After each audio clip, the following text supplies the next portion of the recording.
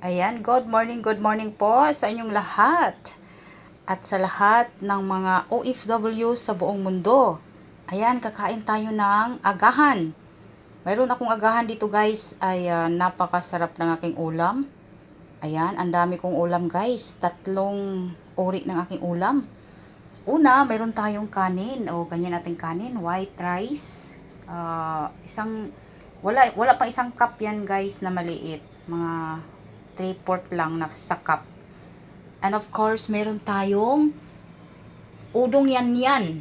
Yellow pansit na may sardinas, bawang at sibuyas at may sabaw. May okra pa yan guys. Ayan may okra siya. 3 pirasong okra yan. May 2 pa sa kawali. At saka mayroon po tayong pritong talong. Ayan. Kaya nagganyan yan kasi piniga ko yan guys. Kasi yung mantika niya ay umaabsorb talaga no. So piniga ko siya. Kaya ganyan yung itsura niya. Pritong talong. At mayroon tayong pritong pork ham. Ayan, manipis na ham ang ating piniprito. Iba yung, hindi ito yung ham sa lata. Ito yung nasa packaging lang siya na malipis. Ayan po. At saka meron tayong sausawan dito. Ayan guys, suka at ano yan? Suka at may minced garlic, toast garlic. At saka may suka at mayroong lemon yan piniga dyan guys.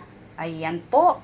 Mamaya maglagay ako ng garlic dyan sa ating sausawan. Ayan, perfect ang ating agahan. Ang ating drinks ay medyo malamig-lamig na konti na tubig. Tubig lang tayo guys. Ayan po. So, today is Wednesday. Kakain tayo ng ating agahan. Bihira lang akong kakain ng rice kapag agahan ko guys. Ngayon parang wala akong energy. Kaya kakain ako ng rice sa agahan. Ayan, importante po ang agahan guys. Breakfast is the most important meal of the day. Ayan, so ito yung ating ulam. Ayan, may sabaw tayo. Ayan, let's eat na guys. Kakain na po tayo sa ating agahan. Samahan nyo akong kumain guys.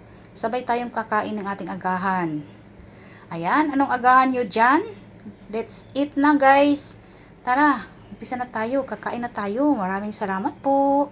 Thank you so much. Bye-bye.